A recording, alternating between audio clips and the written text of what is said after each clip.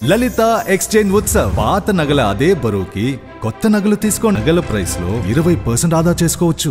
అమ్మ మరి స్త్రీలు పెళ్ళైన స్త్రీలు సుమంగలిగా ఉండాలంటే పాటించాల్సిన నియమ నిష్టలేమిటి? అలాగే చేయవలసిన పూజలేమిటి అమ్మ?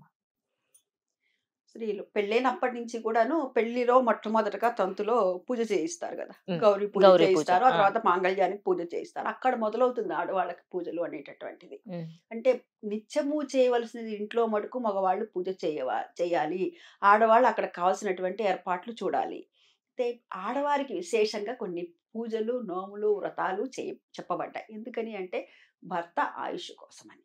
సుమంగళిగా ఉండాలి అంటే. హ్మ్. ఇక్కడ చూడండి వరలక్ష్మి వ్రతం ఆ!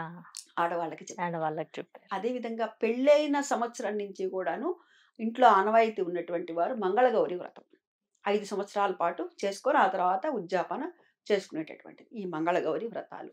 కొంతమంది ఇళ్లలో కేదారేశ్వర వ్రతాలు ఉంటాయి. అది అది కూడా అమ్మ ఆనవాయితీ ఉన్నటువంటి వారే చేసుకోవాలి. ఇప్పుడు హ్మ్. కేదారేశ్వర వ్రతం మాకు లేదు ఆనవాయితీ. హ్మ్. మాకు మరి మంగళగౌరి వ్రతం ఉంటుంది. అదేవిధంగా వరలక్ష్మి వ్రతం మనం ప్రతి సంవత్సరం చేసుకుంటాం. హ్మ్. మరి ఈ వరలక్ష్మి వ్రతం మిగతావన్నీ కూడా పక్కన పెట్టేద్దాం. హ్మ్. ఈ వరలక్ష్మి వ్రతం అనేటటువంటిది ప్రతి సంవత్సరం వచ్చేటటువంటిది కదా. ఆ! ఆమె పేరేమిటి? వరలక్ష్మి కదా. వరలక్ష్మి. అంటే వరాల జల్లు కురిపించేటటువంటి తల్లి. మనం ఎటువంటి వరాలను అడిగితే ఆమెని మనకు అన్నీ కూడా ఇస్తుంది అన్నమాట.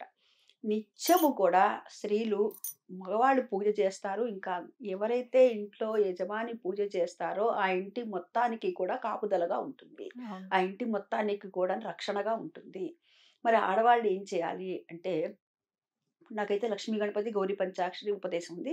సరే ఉపదేశం ఉన్నవాళ్ళు చేసుకుంటారు. లేని వాళ్ళు ఏం చేయాలండి సామాన్యంగా అందరూ కూడాను అంటే లక్ష్మీ అష్టోత్తరం చేసుకోండి.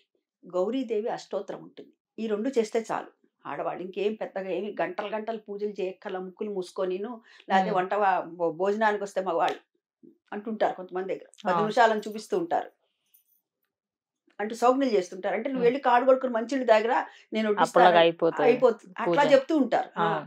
ఇవన్నీ మనం అంతసేపు చేయక్కర్లా. హ్మ్. ఈ 2 చేస్తే చాలు. లక్ష్మీ అష్టోత్తరం ఓం ప్రకృతి వికృతి మొదలవుతుంది కదా! గౌరీ అష్టోత్తరం. ఈ 2 చేస్తే సరిపోతుంది అన్నమాట.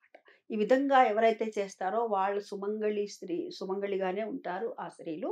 అయితే ఈ వీటిలలో వేసుకునేటటువంటి మాంగళ్యంలో వేసుకునేటటువంటివి కొంతమంది విడిగా నల్లపూసలు కుదిరితే వేసుకుంటారు. అంటే కుదరని పక్షంలో కొంతమంది అడుగుతూ ఉంటారు. హ్మ్. ఏవండీ మరి మాకు విడిగా నల్లపూసలు చేయించుకొని వేసుకునేటటువంటి స్తోమత లేదు. అటువంటప్పుడు ఈ సూత్రంలో వేసుకున్నవి సరిపోతాయా అంటారు. తప్పు లేదమ్మా. హ్మ్. ఇప్పుడు మన మాంగళ్యానికి దిష్టి తగలకుండా పెట్టేటటువంటిది నల్లపూసలు. హ్మ్. ఈ నల్లపూసలు అనేటటువంటివి వీటిలలో గూడా మన సూత్రం తాడులో గూడా వేసుకోవచ్చు. ముత్యము ఏమిటి అంటే చంద్రుడికి. చంద్రుడు ఎవరంటే మనఃకారకుడు. మన హ్మ్. మనసు బాగుందనుకోండి, కుటుంబం అంతా గూడా బాగుంటుంది. మనం చికాకుగా ఉంటే కుటుంబం అంతా గూడా అస్తవ్యస్తం అవుతుంది. అందుకని జెప్పి ఇందులో ముత్యం వేసుకోమన్నారు.